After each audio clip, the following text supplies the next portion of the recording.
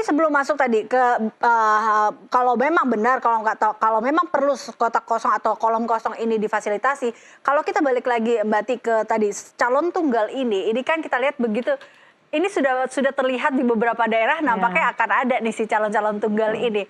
Lalu bagaimana kemudian harusnya sekarang yang dilakukan oleh KPU itu seperti apa? Sudah mulai harus ada pemetaan kah atau seperti apa menurut Anda Mbak Titi? Iya, KPU bisa melakukan terobosan hukum. Karena contoh nih, putusan MK yang tadi disebut Pak Idam itu betul, 100 tahun 2015, yang kemudian diatur dalam Undang-Undang 10 2016. Nah, putusan MK itu kemudian, MK sendiri itu punya terobosan melalui peraturan Mahkamah Konstitusi. Tidak ada di putusan MK, tidak ada di dalam undang-undang. Terobosan MK itu apa? MK memberikan legal standing atau kedudukan hukum bagi pemantau pemilu terakreditasi untuk menjadi pemohon atau pihak terkait dalam hal pilkadanya bercalon tunggal.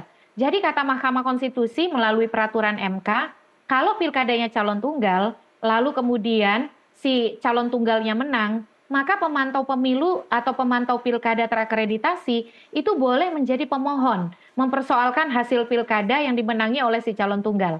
Atau sebaliknya, kalau calon tunggalnya kalah, yang menggugat itu kan biasanya calon tunggal sebagai pemohon ya, maka pemantau pemilu terakreditasi boleh jadi pihak terkait.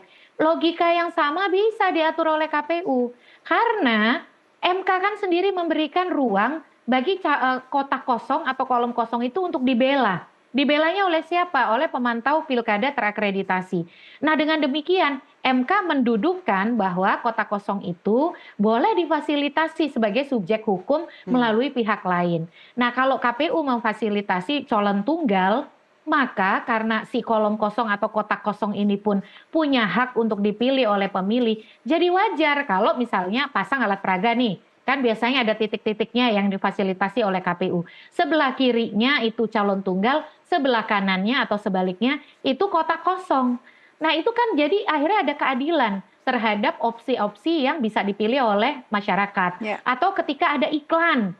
Nah, ada iklan yang dibuat untuk calon tunggal, yang materi iklannya dibuat oleh si calon tunggal dan difasilitasi KPU.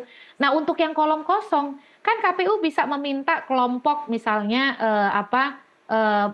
independen atau kelompok yang profesional yang sehingga KPU ini tidak dianggap berpihak. Karena kalau KPU yang bikin iklannya nanti dikira KPU merekayasa iklannya lebih bagus daripada iklan si calon tunggal. Jadi hal itu bisa. Yang dibutuhkan itu satu adalah inovasi, progresivitas, dan komitmen untuk menghadirkan pilkada yang betul-betul adil.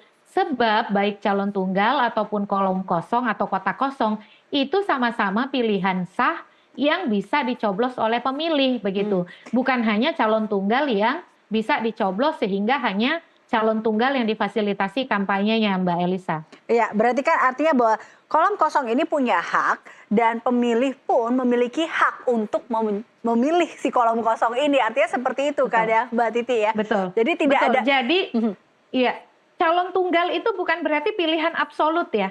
Ini mungkin sederhana. Kalau Mbak Elisa sama saya paham, kita bisa punya opsi calon tunggal atau memilih kotak kosong yang ada di sebelahnya. Tapi masyarakat itu tidak semuanya terpapar informasi. Yang kedua, banyak hoax Mbak tadi. Jangan pilih kolom kosong kalau calon tunggal kalah uangnya habis untuk pilkada. Padahal kalau untuk pendidikan, untuk kesehatan, infrastruktur itu bisa digunakan dalam banyak hal. Nah, itu juga jadi menghambat orang-orang untuk kemudian yang tadinya tidak setuju, kan kasihan uangnya, sayang uangnya. Persis seperti di Pilpres. Jadi kalau di Pilpres itu jangan pilkada putaran kedua lah karena uangnya nanti sayang. Itu kan beberapa beredar hoax ya. Kalau ada putaran kedua nanti negara yang menanggung, negara akan kesusahan, program-program dasar infrastruktur kesehatan dan juga pendidikan bisa terkendala. Nah, ini juga harus diantisipasi begitu. Jadi kita berharap KPU itu jangan melihatnya hanya parsial begitu ya, tapi melihat holistik, apalagi ketika calon tunggal itu lahirnya tidak alamiah, tetapi merupakan misalnya salah satu dari rekayasa, ada calon yang populer, lalu partai-partai ini berkoalisi, bergerombol begitu ya, membentuk gabungan koalisi pencalonan, calon yang populer tadi malah tidak bisa diusulkan, karena partai yang mengusulkan dia kursinya kurang untuk mencalonkan kandidat begitu. Nah, ini juga ada tendensi ke arah sana nih, Mbak. Menggunakan konsep calon tunggal untuk menghambat calon lain yang punya elektabilitas tinggi begitu. Oke, baik.